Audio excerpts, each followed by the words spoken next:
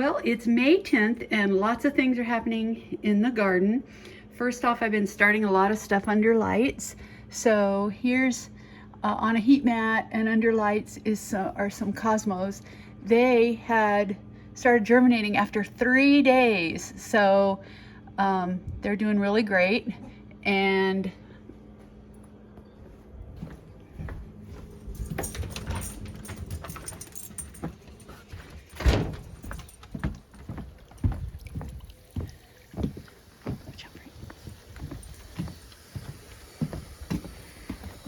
since they're primarily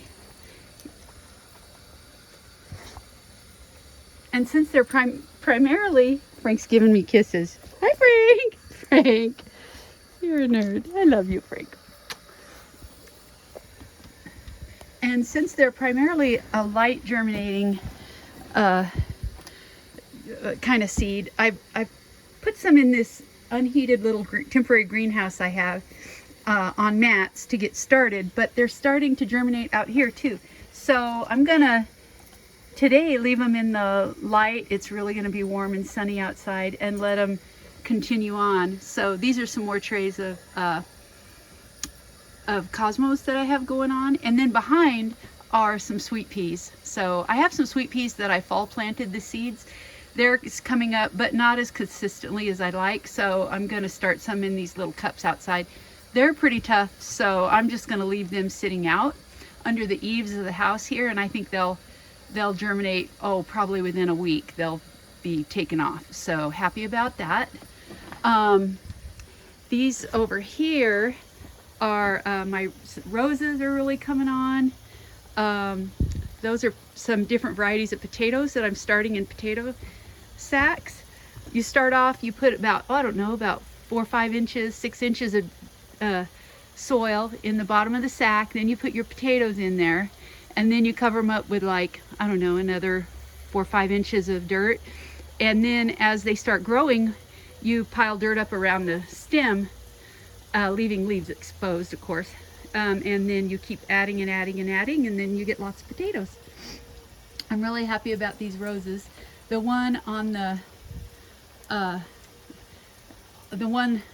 right is a beautiful Lady of Shalott David Austin rose, and last year in the fall it got spider mites, so that summer, so it didn't bloom as good as usual. It's an excellent rose, but what I did was at the end of fall, when I was putting them to bed, I just pruned it hard, like within 6 inches, maybe a foot of the ground. Took off all the stuff, which was about 6 feet tall, all the stems and everything that I'd cut off that had been spider mited, and threw it away.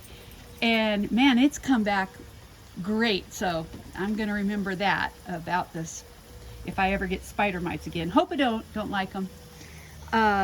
This is doing great. This is a wisteria, and it's got all kinds of stuff going on right here. I've got a maple tree in a pot on this little balcony off our bedroom, and then there's a wisteria vine that I put in just as a little quart pot thing about 6 years ago, and it's growing up. And then there's a Nellie Mosier clematis, so it's just kind of a wild and crazy mix to shade this little balcony, and it's starting to grow. I have no clue how to trim wisterias though. I mean, I've tried reading about it, and it's confusing to me, so I've got to learn how to do it. My goal is to have it grow along the eaves of the house, so I'm going to need to put more wires along there to train it along. But yeah, I just love wisteria. I'm hoping that'll be able over the years to grow along the edge of the house. And then the I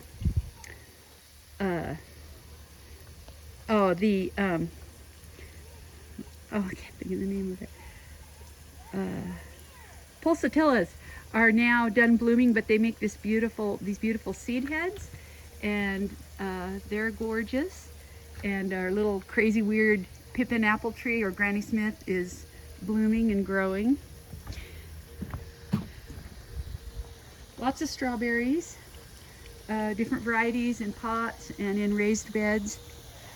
This over here, this flower bed is coming along really well. Very, very happy. It's got roses, Baptista. I really love this combination of the purple sensation allium with the Mai Tai gems. A little piece of clematis that I accidentally dug up early this spring when I was clearing out an area. I stuck it in the ground down by this little fence, and it's growing. It's really taking. So I'm going to have more clematis all along here. Poppies. Here's another view of the Nellie Mosier clematis. It's starting to bloom. It's just beautiful. These are this is that strawberry bed I put in, and it's got the bare root Mara du Bois strawberries growing in it. Pretty little Rise Up Lilac Days rose. Today, one thing I'm gonna do is I'm gonna dig out those Shasta daisies that are on that side of the clematis and wisteria. And you know, it's kind of late, but I think they'll still live. I'm just gonna dig them out with a huge dirt ball, so maybe they won't even know they got moved. And I'm gonna put in it's a variety like the Rise Up Lilac Days, but it's a red rose. I'm gonna put it there to grow along, and that's one thing I'm gonna do today. Then here's some more things. That's a David Austin Generous Gardener climber, and it is just fabulous. It's growing really big. More delphiniums, and then I've got these little things in pots still. Today one of my other goals is to take those things. There's a mixture of all kinds of stuff. Daylilies, borage, daisies, you name it. It's in those little pots that I dug out early in the spring. My plan is to take them and then plant them along this fence. Right now it's still in shade, but the back of the fence right here, this is a little crabapple that just did beautiful. It's called Snowdrift. I'm going to put another one in. I got a bare root coming of that. This corner I'm so happy with. This is of course poppies, and then there's volunteer hollyhocks everywhere.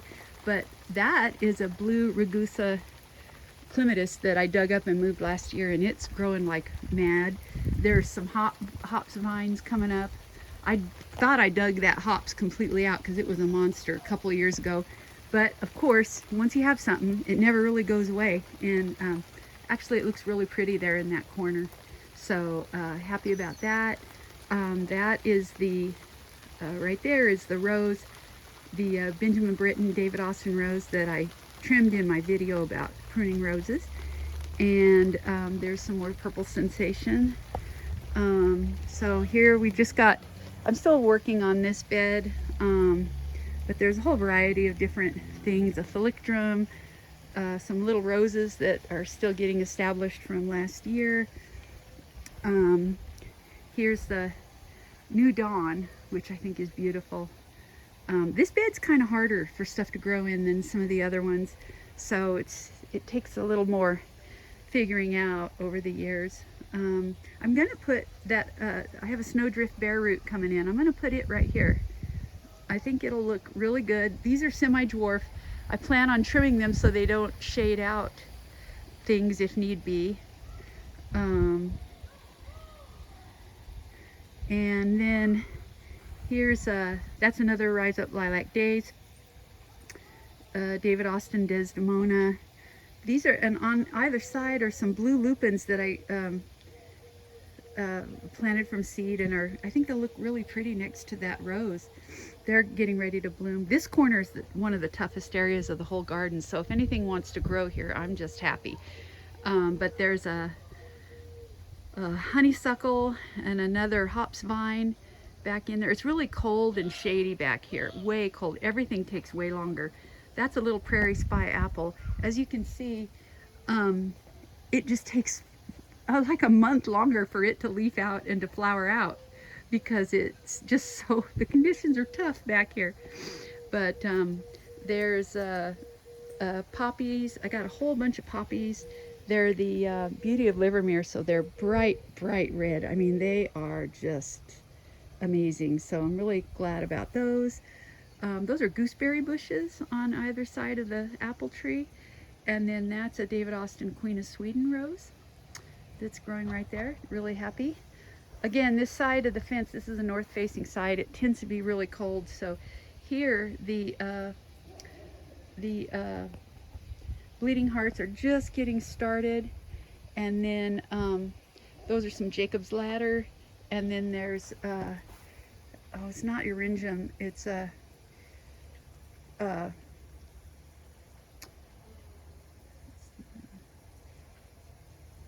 I can't think of the name of it, but it's a dry shade type flower. I'll get way down there so you can see it. The common name is called Bishop's Hat, which is very appropriate right now, seeing as how we got a new pope. You can see they make just these beautiful little flowers. And so anyway, that those are starting to bloom. This is another Queen of Sweet, or no, this one is David Austin Sceptered Isle Rose. And this is another goal for this weekend. This bed right here it's full of grass, as you can see. I've got to dig that grass out. But it has 3 candelabra primroses that are so pretty. I can't even stand it. They're so pretty. And then there's oh, they make the blue flowers. I can't think of the name of that either right off the top of my head, towards the back. But it's a very nice, beautiful shade lover. So, but I've got to clean that grass out. It's going to choke everything out. This here is another Queen of Sweden, David Austin, and makes really pretty little pink roses. This is another raised bed that has candelabra primroses in it, and I can't wait for them. These ones are called Apple Blossom. They're kind of pink. The other ones are a beautiful, more like an orangey magenta. But I just love candelabra primroses. And then this is the hellebores, which are still blooming, and they're just so nice, and I'm completely excited because there's babies growing. This is the first year I've noticed babies growing from them. So if you look down here, here's a baby. So they're starting to reproduce. They're starting to volunteer, which I'm really stoked about. Here's one. It's got its own little stem. So they're definitely starting to. There's some in the back behind there too. So that's really good news. So anyway, they're in different colors. Really happy. It's taken them like 5 years though to get really established. So they're tough to get going, but they're beautiful. This is a Pat Austin. It makes these big orange roses. That's a David Austin. This is a, looks really funny. This is a rhubarb that I put in here a couple years ago.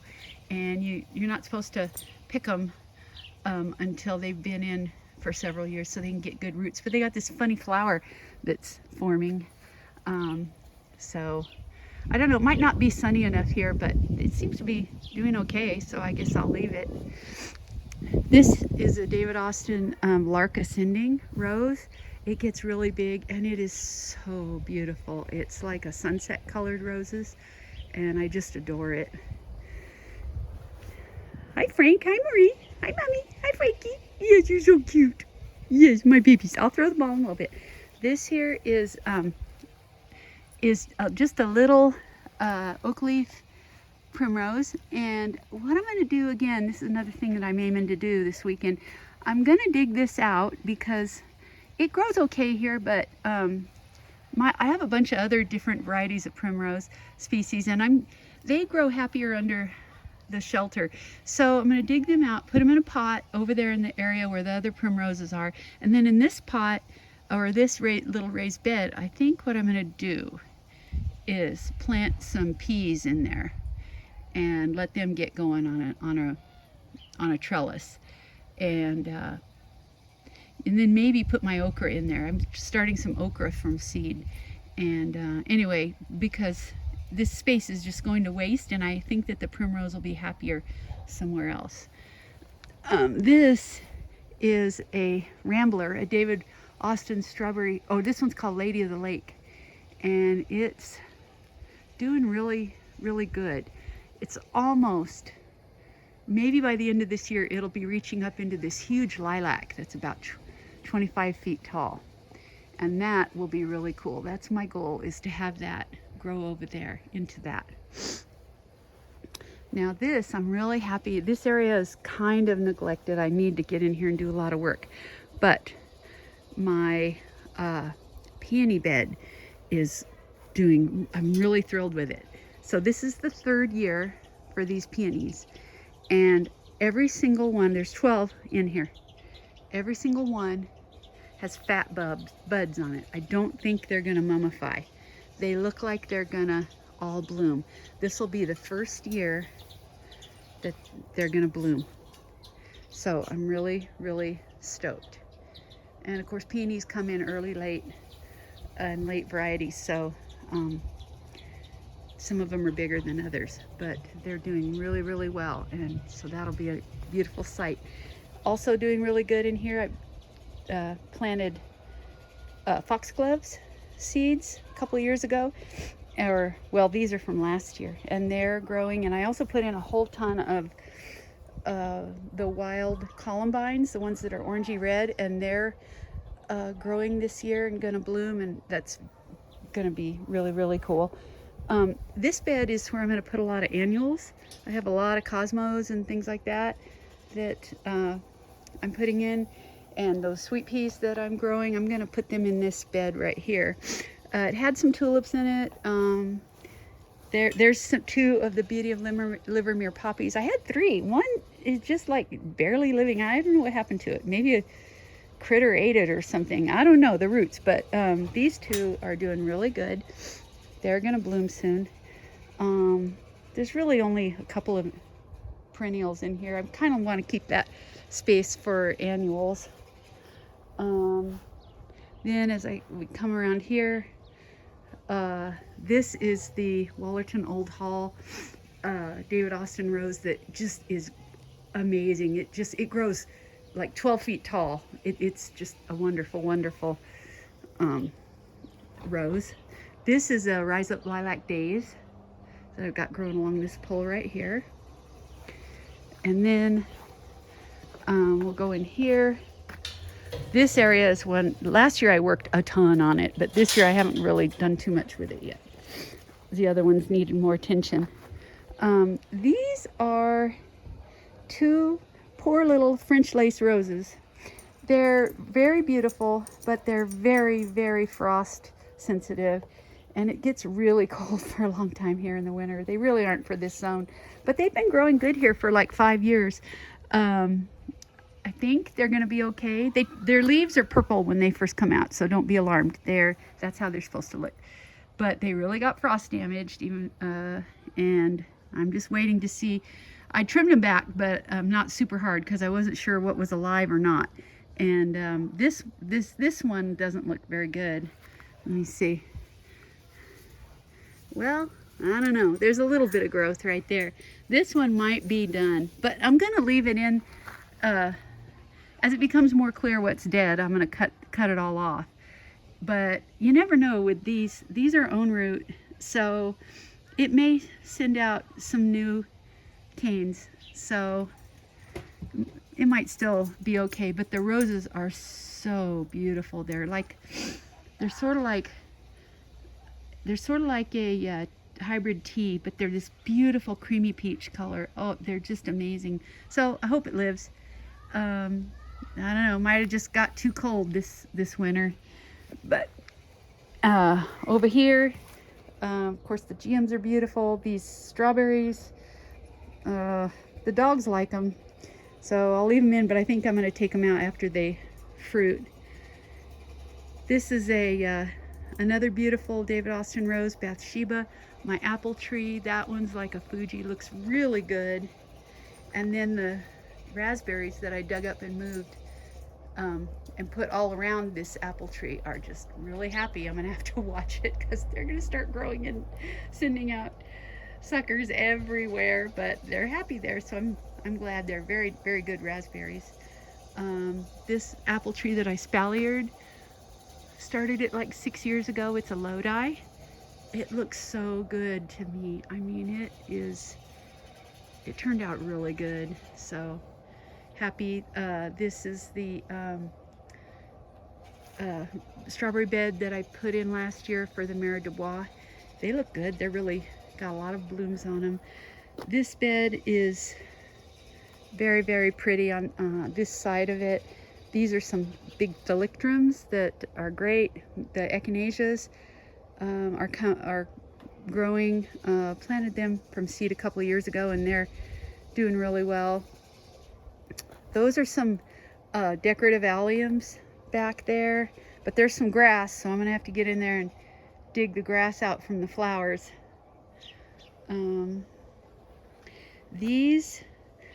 This down along this path, all this fluffy stuff is chamomile, and it's volunteer. I planted it a couple years ago from seed, and every year it reseeds, and it's just wonderful. So really happy. These here is, like I was saying, a couple years ago I put in a bunch of seeds of foxgloves and these wild columbines, and they're getting ready to bloom. They take a couple years, of course, but look at that with the orange and yellow, well, gold, and the pink. I just can't wait to see what they look like. But they've just done wonderful. They're all along here, and then this is the grapevine. It's a Canadice variety. Again, I don't really know how to prune them. I've got books. I need to study on that. But it's covered this little arbor, and it's just beautiful. It really produces. And I made a bunch of jam one year. Still got, we don't eat it fast enough, and I gave a bunch away. But the grapes, even if you don't eat the grapes, and the grapes are good to eat, the birds love them too. It's just a beautiful structure. I love it. It's leafing out. That's where, over here, that's a David Austin Royal Jubilee. There's a clematis growing at the base of that apple tree right there. I think it's called Lucky Duck or Little Ducky, and they take several years to get going, but it's coming along. It flowered last year. That's the Royal Jubilee David Austin. That's really nice. That right there is where I planted, where the shavings are, the ramps, a few weeks ago in that video. This side of the arbor is where the trilliums live, and I don't know if you can see down there, but the flowers have faded, and they're gonna probably die back to the ground, which is fine. These right here are the Greek foxgloves, and then which are seeded everywhere now. I love self-seeders. That's another columbine. It's a blue-purple variety, and then there's just columbines everywhere, which was my goal. So I put a million seeds everywhere. So this is the other side of the peony bed, and then in this little spot, it's pretty shady in the summer here. There's a bunch of the baby columbines that are growing, and then I planted some toad lilies in here last year. I don't know, I'm not sure if I really like them very much, but we'll see how they do. Back here is a bunch of raspberries. The tall ones in the ground, I think they're heritage, but they're good. They very, very delicious. They have some spines on their on the stems. In the pots below are more of the Joan Jays. I didn't have room to plant them where I wanted last year when I dug them out, along with the ones that are under the apple tree. So I put them in pots, and they're happy for now. I'm still trying to decide what I'm going to do with them. This is another Queen of Sweden rose. This area is tough too. It's on the north side and in this shady corner with the fence, so tough things have to grow here. That's another gooseberry. These are my Walla Walla onions that I have in this horse trough. They're happy. They're growing really good. This is my asparagus bed. I think it's doing good. Everything's growing again. This is the second year. These are another thing. that you're not supposed to pick or mess with in the first couple years in order to let them get really established. I think they're doing good. I don't know. We'll see next year how they grow. I think if you cut them, they probably would grow back.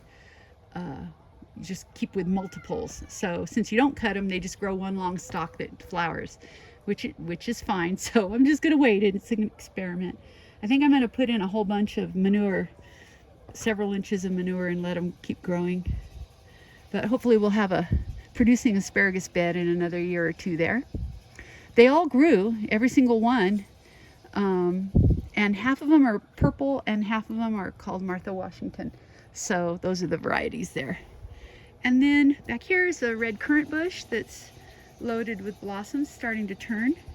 That's another clematis, the Nellie Mosier. I'd completely dug that out. There were two of them over on the other side last year, I think, last year. Dug it out. It was a beast, and I didn't know if it would grow, but it's really, really happy. It's gonna climb up into that lilac across the fence, I'm sure, but I'm very, very thankful that it's happy. Next to that is on that trellis is another clematis. It's a hot pink one, and so I've got lots of clematis on this fence. Then the last major area of the garden is the part behind the back door. We'll just give you a view of everything that's on this side, kind of a panorama of all of these things here. Yeah. And then we'll go here. This is my own personal video log, really, of the garden. I want to know, even if nobody else watches it, it's fine with me, because I just want to record for myself what's going on. Especially in the winter, it's nice to look back on what happened.